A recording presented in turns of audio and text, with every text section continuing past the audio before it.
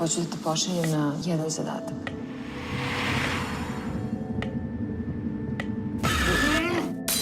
Ovo naša lokalna policija ne može da reši. Sonja Kljun.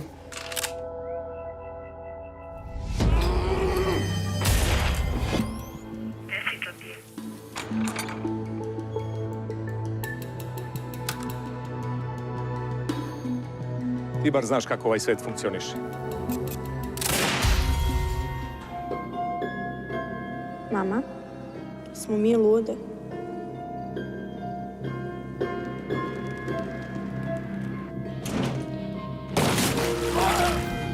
Odluka je na tebi.